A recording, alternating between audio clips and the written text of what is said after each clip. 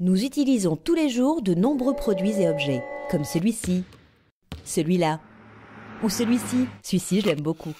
Ou encore celui-là, oui, celui-là, nous sommes très nombreux à l'utiliser. Oui, mon chouchou. On va reparler de toi tout à l'heure, sois sage.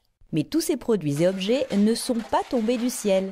Chaque produit suit un parcours que l'on appelle le cycle de vie du produit. Ce cycle commence par l'étape d'extraction de la matière première.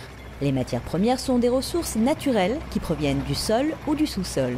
Par exemple le pétrole, le coton, le bois, les minéraux et les métaux comme le fer, le lithium, l'or, le granit et bien d'autres encore.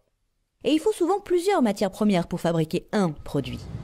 Ensuite, il faut transformer et assembler ces matières pour fabriquer le produit.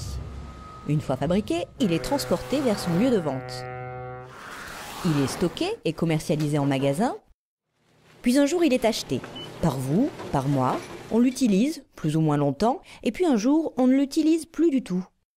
Le produit peut alors être revendu, donné, troqué, réutilisé, réparé, recyclé, composté. Mais s'il est jeté à la poubelle, c'est la fin. Les matières qui le composent ne pourront pas resservir. Et le cycle de vie d'un produit n'est pas sans impact sur l'environnement. Prenons l'exemple de mon smartphone. Je t'avais bien dit que je reparlerais de toi, mon chouchou. Ses composants électroniques, ses circuits imprimés ou même son écran utilisent des métaux rares comme le tantale ou l'indium, qui sont extraits du sous-sol. Cela puise dans des ressources naturelles non renouvelables. L'activité minière pour les extraire est également consommatrice d'énergie. La fabrication de l'écran, des circuits intégrés appelés puces, est très énergivore et la fabrication de certaines batteries émet des oxydes d'azote dans l'air qui rendent les pluies acides. Les différentes étapes de transport consomment des carburants et sont source d'émissions de gaz à effet de serre. Pendant son utilisation, le smartphone va consommer de l'énergie. Enfin, quand il n'est plus utilisé, il est souvent conservé ou laissé dans un tiroir. Les composants ne peuvent donc pas être réutilisés. Mais on peut limiter les impacts du smartphone avec quelques gestes simples.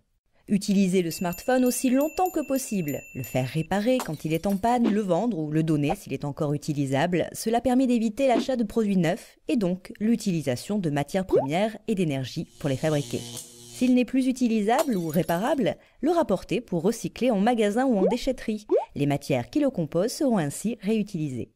Voilà, maintenant vous en savez plus sur la notion de cycle de vie du produit. Retenez qu'à chaque étape, il est possible de réduire les impacts environnementaux par des gestes simples, surtout si tout le monde s'y met.